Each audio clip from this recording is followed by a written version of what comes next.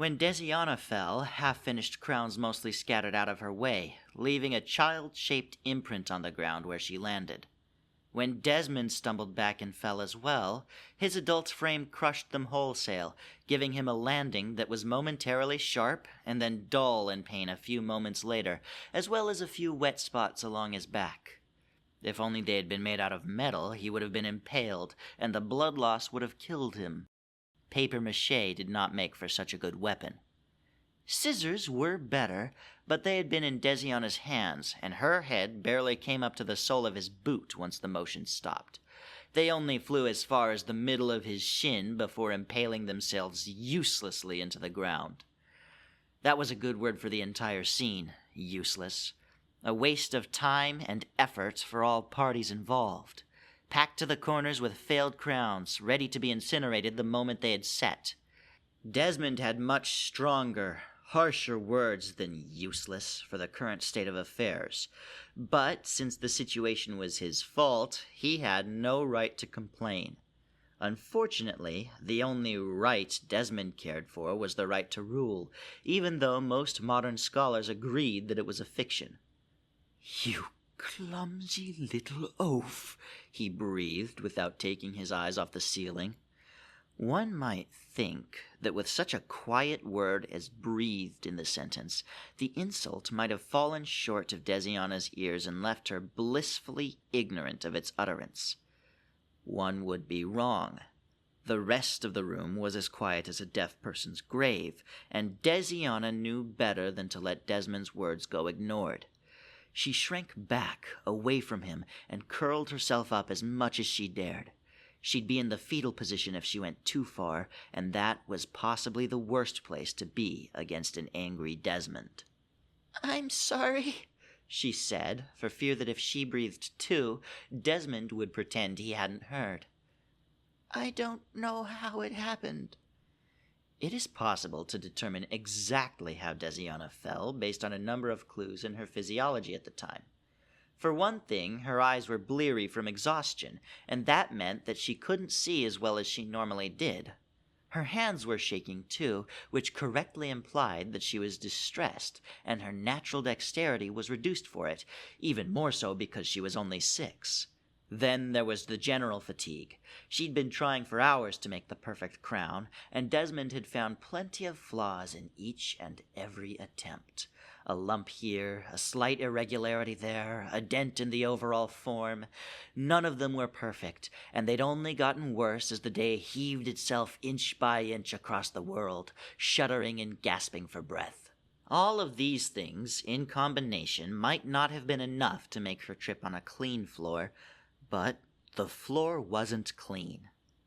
"I know how it happened," Desmond said, sitting up to look at her. Instinctively, she curled up just a little further, pushing the limits. "It's the same reason you've been making all of these mistakes with your crowns. You're careless, and now that carelessness has started to hurt the people you care about." He pointed his thumb at his chest with a degree of self-importance that defied simile and metaphor. "I understand that empty-headed little girls can't always be as serious-minded as I'd like, but this is getting ridiculous." "I'm trying," Desiana said, the words so dry in her throat that they caught momentarily. It was better that they were dry. That was the only thing keeping her from bursting into tears. Desmond stood up, dusted himself off, and said, "Speak clearly. Misshapen crowns are one thing, but no child of mine will slobber misshapen words and get away with it." Desiana, lips tightly sealed and eyes blinking much too fast to stay dry, raised her gaze to meet his and nodded, hoping that would be enough. Some children have a remarkable ability to hope over and over, even when they have every reason not to. This is because it takes some time for humans, who are quite slow in development, to learn that sometimes there is no hope at all and they would be better off just giving up.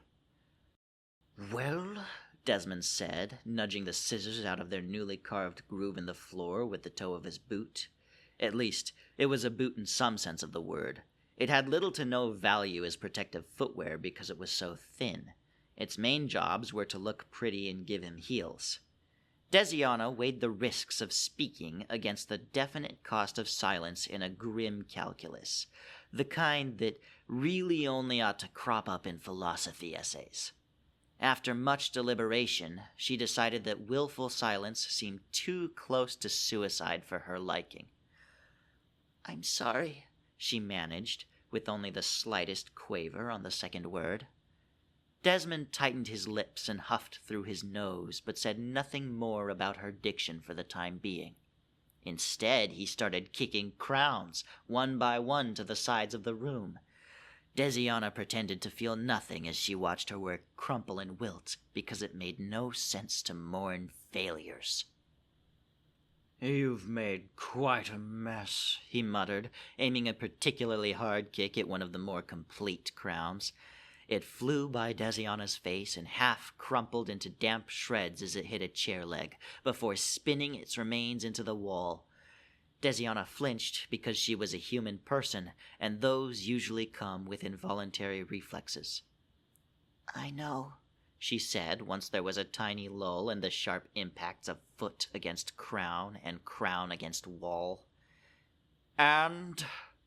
Desmond aimed a crown at the rim of the table, and miserable wet confetti blanketed all of Desiana's tools, except for the scissors, which still laid impotently by her head.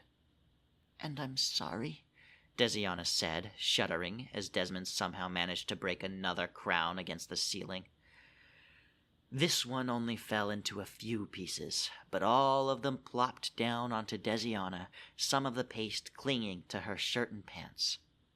"I'll clean it up." Desmond stood over her, towering since her face was still at floor level.